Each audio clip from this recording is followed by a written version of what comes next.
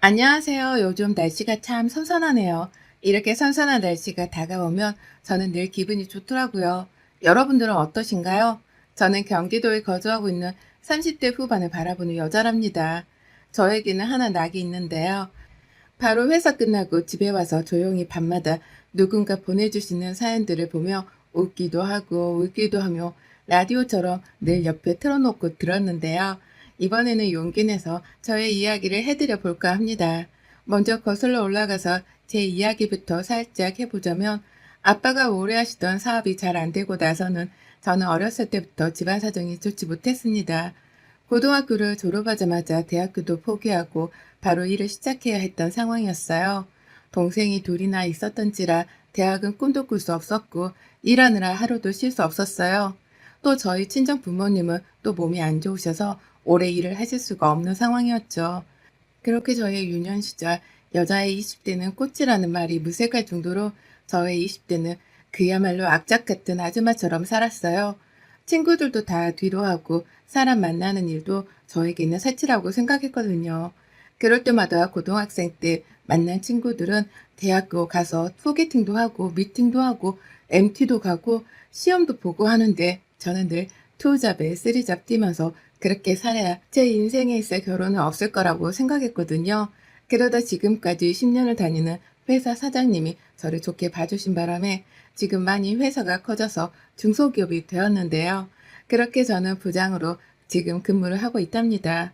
어린 나이지만 믿고 맡겨주신 사장님 덕분에 이렇게 30대가 돼서는 20대의 시절을 보상받듯이 먹고 싶은 음식을 마음껏 사 먹을 수 있고, 부모님이나 동생들에게 해주고 싶은 것들을 해줄 수 있다는 것만 해도 저는 늘 지금의 제 삶이 너무 행복하다고 생각을 할 정도였죠. 또 돈적인 여유가 생기면 제 인생을 즐기고 살 줄 알았는데, 하루 종일 일이 너무 바쁜지라 결혼을 생각도 하지 못했습니다. 그러다 한 번도 나가지 않다가 정말 우연히 나간 동창회에서 지금의 남편을 만나게 되었죠. 남녀공학인 학교여서 남자친구들이 많았거든요. 남편이랑 친하진 않았지만 오랜만에 나간 동창회에서의 남편은 정말 빛이 나 보였다고 해야 할까요? 변하지 않은 외모에 스마트한 말투까지 그야말로 제 이상형이었어요. 공부를 한다는 남편은 다른 사람이랑 다르게 너무 순수했다고 생각했어요. 그래서 제가 남편에게 매일 연락하고 데이트하자고 하고 또 먼저 들이대고 고백까지 했었죠. 그렇게 우리는 2년이라는 시간 동안 울고 불고 그렇게 열렬하게 연애를 하고 그 연애의 결실을 맺어서 부부라는 인연으로 살았습니다. 근데 정말 TV에서나 보았을 법한 이야기가 저에게도 펼쳐지더라고요. 저에게 더 이상 시련은 없을 거라고 생각했는데 결혼이라는 큰 산 앞에 저는 무너지고 말았어요. 원래 시어머니가 연애 때부터 아들 사랑이 지극했던지라 저랑 만나는 자리에도 매일같이 아들한테 전화하고 그러신 건 알았는데, 상견례 때부터 시부모님은 저희 친정 부모님 앞에서 도를 지나치시더라고요. 요새 다들 가는 대학교도 혜영이는 안 나왔다고 하는데 저희 아들은 대학교에서 석사까지 지금 하고 있는 상태여서 사실 이번 결혼이 살짝 망설여지기는 했어요. 근데 저희 아들이 너무 좋다고 하길래 어쩔 수 없이 허락했죠. 라고요. 저희 친정 부모님은 죄인도 아닌데 연신 저희의 잘 부탁한다고, 집이 워낙 잘 살지 못해 혼자서 알아서 이렇게 잘 커둔 아이라고 예쁘게 봐주시라고 연신 인사를 하시더라고요. 그때 알아봤어야 했을까요? 그때는 남편이 너무 좋아 그런 게 눈에 들어오지 않았나 봐요. 그렇게 우리는 결혼을 했고 그 결혼이 행복할 줄 알았던 시절들이 있었네요. 그때부터 본격적인 시집살이가 시작됐어요. 아침마다 전화 오는 시어머니는 매일같이 저에게 한결같이 물으셨거든요. 우리 아들 아침밥 먹었니? 공부하는 애 아침은 꼭 먹여보내라.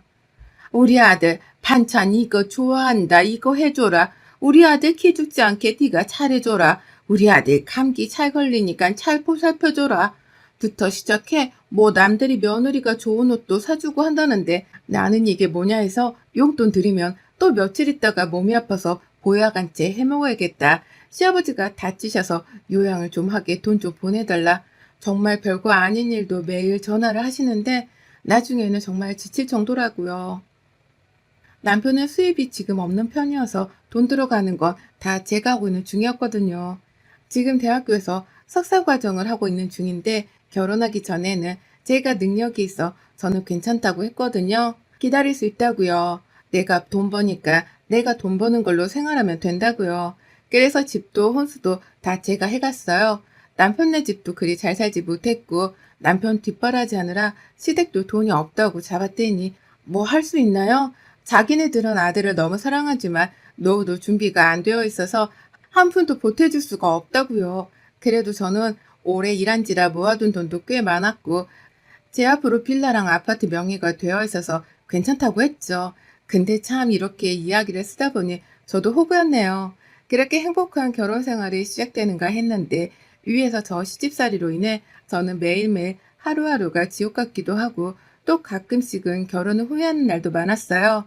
시어머니는 아침마다 매일같이 모닝콜처럼 전화를 해대고 저는 늘 한결같이 네 라고 대답했고 직장에 나가는 저는 매일 일찍 일어나 남편 밥을 챙겨줬죠. 그래도 사랑했으니까 내가 참고 내가 잘해야지 싶었죠. 그러나 작년에 코로나가 시작되고 비대면 수업으로 강의가 바뀌면서 그때 남편이 본색을 드러낸 것 같아요. 집에서 하루 종일 있으면서 공부를 하는 건지 게임을 하는 건지 모르겠지만요. 방 안에 틀어박혀서 나오지도 않고 퇴근하고 오면 집안은 개판이 되어 있고 저는 또 퇴근하고 나서도 집안일을 해야 했죠. 심지어 야근하고 온 날에도 새벽에 일하러 나가는 날도 남편은 컴퓨터 방에서 게임만 주구장창 하는 모습을 보고 제가 정말 결혼하고 처음으로 한 소리를 했어요. 여보, 아무리 비대면 수업이라지만 이번에 자격증 시험도 있다고 하지 않았어? 라고요. 그랬더니 남편이 내가 게임을 얼마나 한다고 해. 내가 알아서 할게. 왜 잔소리를 하실까? 그렇게 한 달, 두 달 점점 지쳐갈 때쯤 정말 오랜만에 주말에 하루 쉬게 돼서 휴식을 취하고 있는데 시어머니가 말도 없이 집으로 찾아오셨죠. 우리 아들 잘 있는지 궁금해서 왔다. 그때부터 집안에 있는 구석구석을 살피기도 하고 냉장고 안까지 열어보고 옷장 구석구석을 열어보길래 제가 어머님 뭐 찾으세요? 물어봤죠. 그냥 궁금해서 열어보았다고 하는데 감시하는 듯한 느낌을 저는 받았거든요.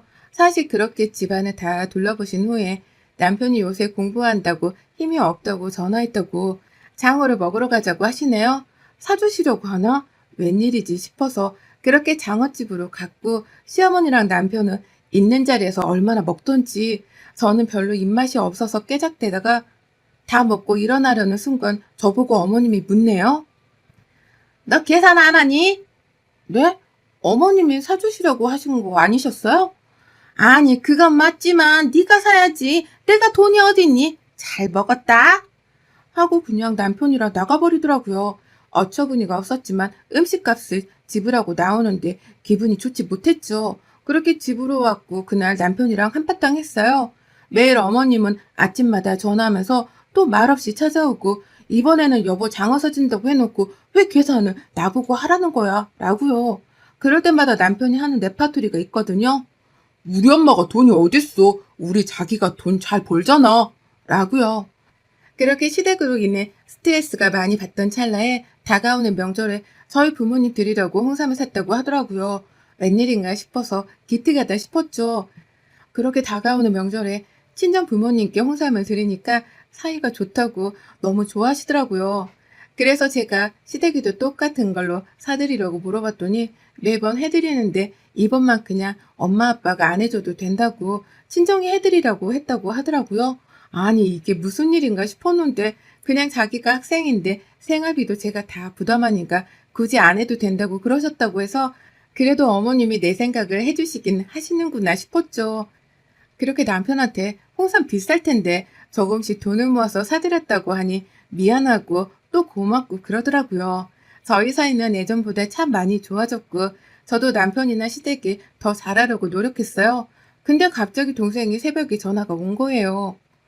아니, 엄마가 지금 갑자기 배가 너무 아파서 일어나지를 못해서 응급실에 왔어. 와줄 수 있어? 라고요. 너무 놀라 정말 옷만 걸치고 바로 응급실로 뛰어갔어요. 갔더니 응급실에서는 급성 장염이라고 음식을 잘못 먹었냐고 하는데 엄마는 평소처럼 먹었다고 하니 엄마가 몸이 안 좋으셔서 며칠 입원하는 게 좋다고 하더라고요. 엄마를 보니 내가 더 챙겨드렸어야 했는데 너무 죄송하더라고요. 회사 사장님께 말씀드려 연차까지 끌어모아 쓰고 엄마를 병간호하고 퇴원하는 날 집으로까지 제가 모셔다 드렸거든요. 또 집에 가면 아빠도 몸이 안 좋으셔서 청소랑 음식도 못 드셨을 것 같아서 문 열고 청소하고 엄마 아빠 좋아하시는 해물탕거리도 사서 만들었죠. 음식을 하는데 식탁 위에 남편이 준 홍삼이 올려져 있더라고요.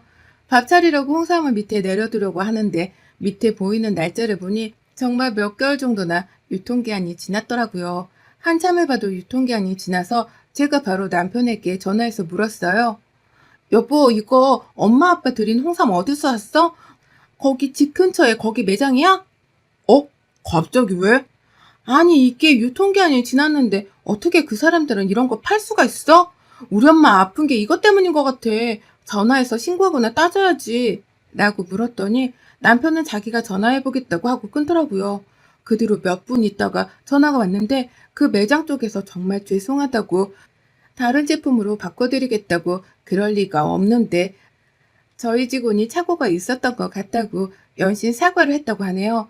진짜 화가 많이 났지만 저도 직원으로 일하는 입장이고 또 엄마도 너무 그러지 말라고 말리니까 그냥 새 제품으로 당장 보내달라고 해달라고 하고 넘어갔죠. 그렇게 일주일 정도가 흐르고 친한 친구가 집에 놀러 왔던 날 자기도 친정 부모님 홍삼 사드리고 싶다고 하길래 집 근처에 가까운 매장이 있어서 갔죠. 가서 친구가 고르고 결제를 하려는데 제가 유통기한 꼼꼼히 봤어? 이러면서 이야기하니까 직원분이 고객님, 저희 유통기한 길어서 걱정하지 않으셔도 돼요. 다 꼼꼼하게 검수해서 나오는 제품이랍니다. 라고 하시더라고요. 그래서 제가 아니 저번에 저희 남편 여기서 홍삼을 사다가 저희 부모님을 드렸는데 그게 유통기한이 지나서 새로 보내주셨던 게 생각이 나서 혹시 몰라서 친구에게 물어본 거예요. 라고요. 그랬더니 그 직원분이 그런 일은 자기네 매장에 없었다는 듯이 이야기를 하네요. 점장님한테도 물어보고 일하는 직원이 거의 자기만 있어서 그런 일이 있으면 자기가 알 텐데 그런 클레임 건은 들어오지 않았다고요. 그래서 그날 집에 와서 남편에게 물어봤죠. 홍삼을 어디서 샀냐고 물으니 자기 집 앞 매장에서 샀다고 하네요. 바로 따져 물었죠. 거짓말 하지 말라고. 내가 오늘 승훈이랑 홍삼을 산다고 해서 그 매장에 갔다 왔는데 그런 클레임이 없다고 하던데 어디 가서 주웠냐고요. 바른 대로 말하라고 열받아서 소리쳤어요. 그랬더니 하는 남편의 말이 더 가관이었죠. 알고 봤더니 그 홍삼 시어머니가 줬더라고요. 그것도 자기가 아주 예전에 사은품으로 받은 거 니네 장인 장모한테 가져다 주고 네가 가져다 줬다고 하라고 남편이 자기가 예전에 넣어두었던 주식이 좀 올라서 돈을 좀 벌었나 봐요. 저한테 말도 없이 자기 엄마 아빠 제주도 여행 간다고 명절에 저 몰래 200만 원이나 줬더라고요. 근데 저희 엄마한테는 유통기한 지난 제품을 사주고요. 그 뒤에 시어머니가 있었네요. 자기가 돈 받은 걸 알면 우리 부모님도 드리라고 할까봐 자기가 받은 사은품 홍삼을 가져다 주라고 한 거죠. 근데 자기 엄마도 유통기한 지난 건 정말 몰랐다고요. 그 이야기를 듣자마자 열이 뻗치고 화를 주체할 수 없어서 정말 처음으로 남편 머리를 정말 있는 힘껏 몇 번이나 내리쳤어요. 그러더니 남편이 저를 보고 정말 놀란 듯이 쳐다보더라고요. 그런 걸로도 저는 분이 안 풀려서 바로 안방에 들어가자마자 제가 사줬던 옷들을 장롱에서 다 꺼내고 속옷도 다 꺼내서 가위로 다 잘라버리고 신발장에 가서 제가 사줬던 신발들은 전부 다 쓰레기통에 쳐박았어요. 그리고 똑똑히 말했죠. 여기서 네가 결혼할 때 네가 사서 가지고 온 것만 가지고 나가라고 했어요. 그것도 지금 내가 너한테 지금까지 살았던 그 정으로 베푸는 거라고요. 지금 뭐 하는 짓이냐고 소리를 지르길래 이때다 싶어 화장대에서 결혼 예물이라고 사줬던 시계를 내동댕이 쳤어요. 그때부터 좀 심각성을 아는지 몇 가지 옷만 챙겨서 나가더라고요. 그렇게 남편을 내보내고 시어머니는 어떻게 조져야 할까 생각하다가 지금 시댁이 살고 있는 집이 제 명의로 된 빌라거든요. 사실 자기네들이 살고 있는 빌라는 너무 낡아서 거기서 좀 살면 안 되겠냐고 하도 부탁을 해서 살고 있는 세입자들한테 양해를 구하고 시댁을 제 명의로 된 빌라로 이사시켜드렸거든요. 마음이 약해져서 이사하라고 했었죠. 바로 아침이 되자마자 부동산에 전화해서 집 전세 내놓는다고 얘기했어요. 지금 시부모님이 제주도 가 있는 상태여서 이때 계약을 하고 싶어서 시세보다 더 싼 가격으로 내놨어요. 신축 빌라고 정말 싸게 내놔서 보러 오는 사람이 많았거든요. 그러다 계약하고 싶다는 분이 생겨 바로 집 계약하고 집안에 있는 모든 시댁의 짐들은 전부 다 싸서 원래 자기네들이 살았던 집으로 보냈어요. 아, 그 집안에 있는 가구들이랑 가전도 다 제가 해드린 거라 시어머니, 시아버지는 정말 옷과 몸만 오셨거든요. 그렇게 일주일 정도 흐르고 시어머니의 전화가 불나게 오는 거 보니 아신 것 같네요. 남편이 그동안에는 전화를 안 했더라고요. 다행히도. 자기가 쪽팔렸는지 안에서 다행히도 서프라이즈를 할 수 있었죠. 집 비밀번호를 여는데 열리지가 않으니까 저한테 전화하고 남편한테 하고 남편도 전화오고 저한테도 오고 전부 다 차단했죠. 근데 그지근성 있는 집안이라 그런가 저희 집 앞에 시어머니랑 남편이 와 있대요. 어머, 어머니 무슨 일이세요? 하는데 다짜고짜 제 뺨을 때리더라고요. 그래서 저는 바로 옆에 있는 남편 뺨을 정말 대차게 후려쳤어요. 막 그 뒤로 어디 우리 아들을 때리냐면서 저한테 소리를 고래고래 지르고 욕설을 내뿜어서 저도 똑같이 남편한테 욕설을 퍼부으면서 너는 가정교육을 어떻게 받았냐? 대학교도 나온 놈이 그렇게 살아서 어떻게 할래? 라면서요. 어머님 저 때리면 저도 어머님 아들한테 똑같이 할 거예요. 왜냐면 어머님을 때릴 수는 없잖아요. 저는 대학은 안 나왔지만 못 배우진 않아서요. 그 뒤로는 신격성을 아는지 도대체 왜 그러냐고 막 울고불고 집 앞에서 그러는데 딱 이 한마디 했어요. 어머님, 주제를 아셨으면 좋겠어요. 이제 어머님의 사랑하는 아들이랑은 이혼할 거니까 걱정하지 마세요. 대학교 나온 여자랑 다시 재혼하면 좋을 것 같아요. 그렇게 말하고 전 집으로 들어갔어요. 초인종을 누르고 문을 두드리길래 이대로 안 가면 경찰 부른다고 하니 남편은 이혼 못 해주겠다고 빌고 빌어서 그럼 소송하자고 변호사 선임했습니다. 그렇게 저는 이혼을 했습니다. 전 남편과 이혼하던 날 저는 시어머니에게 깜짝 선물을 하나 보냈네요. 법원에서 나오자마자 바로 근처 백화점으로 갔어요. 미리 집에서 챙겨온 것들도 가지고요. 그래서 고르고 골라 정말 가장 비싸고 좋은 과일 바구니를 샀거든요. 그러고 나서 겉에만 싱싱한 과일들을 채우고 안에는 집에서 제가 사놓고 썩을 때까지 기다렸던 과일들을 가지고 채워 넣었어요. 그리고 퀵을 불러서 바로 1시간 이내로 도착할 수 있도록 보냈죠. 아마 그 과일 보면서 한참을 생각하셨겠죠? 그렇게 저는 다시 혼자가 되었지만 이혼하고 오는 날에는 차에서 참 많이 울었던 것 같아요.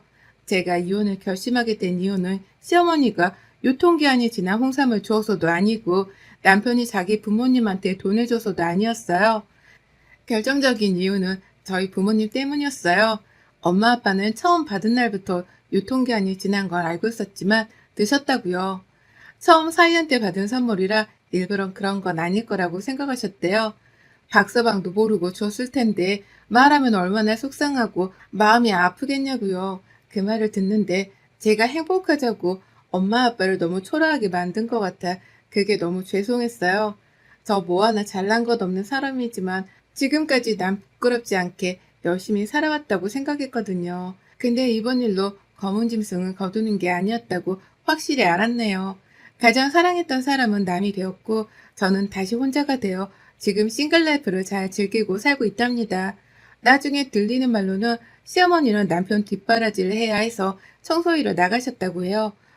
그러다가 갑자기 뇌출혈로 쓰러져서 지금은 후유증 때문에 일도 전혀 못하고 일상생활도 좀 어렵다고 하더라고요. 그런 상황 속에서 전 남편은 또 사고를 쳤더라고요. 대학교 동창 믿고 비트코인에 투자까지 했더라고요.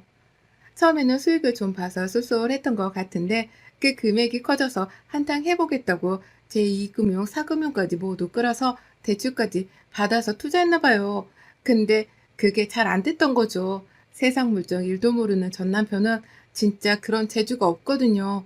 돈 관리도 잘 못하고 돈의 소중함도 모르는 사람인데 비트코인에다가 모르고 투자까지 했으니 당연히 망할 수밖에 없죠.